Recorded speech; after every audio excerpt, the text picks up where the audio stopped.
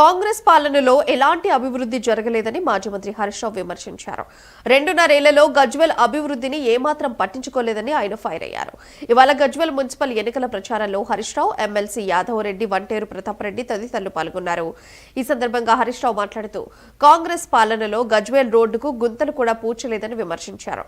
కేసీఆర్ హయాంలోనే గజ్వేల్ ని అభివృద్ధి చేశామని కాంగ్రెస్ చేసిందేమీ లేదని ఆక్షేపించారు. అన్నం ఉడికిందా లేదా చూడాలంటే ఒక్క మెతుకు ముట్టుకొని చూస్తాం మనం.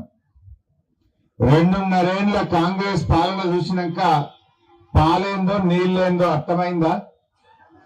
కేసీఆర్ ఉంటే ఎట్లుండే మన గజ్వేలు, కాంగ్రెస్ వాళ్ళు వచ్చినాక ఎట్లా తయారు చేసిండ్రో మనకు మనసున పట్టిందా లేదా? అది దేంట్లోనే చూడు. ఈ రోడ్డు మీద పండ్లు అమ్ముకుంటోళ్ళని అడుగు, గిడ మటన్ అమ్మేటోళ్ళని అడుగు, గా కిరాణం దుకాణం వాళ్ళని అడుగు, గా సిమెంట్ అమ్ముకునేటోళ్ళో స్టీల్ దుకాణం వాళ్ళని అడుగు, బట్టల దుకాణం వాళ్ళని అడుగు, గా కూరగాయలు అమ్ముకుంటోళ్ళని అడుగు. ఇప్పుడు రాంగ భాగ్యలక్ష్మి హోటల్ కాడ పూరి తిన్నాం.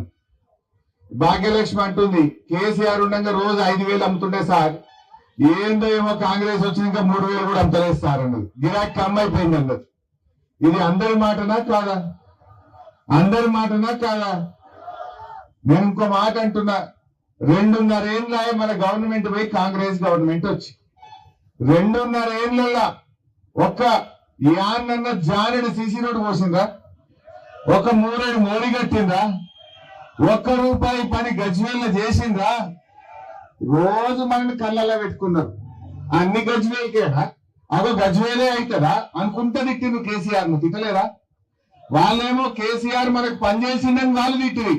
మరి మనము మన కేసీఆర్ ను కడుపులో పెట్టుకొని కాపాడుకోవాలా వద్దా?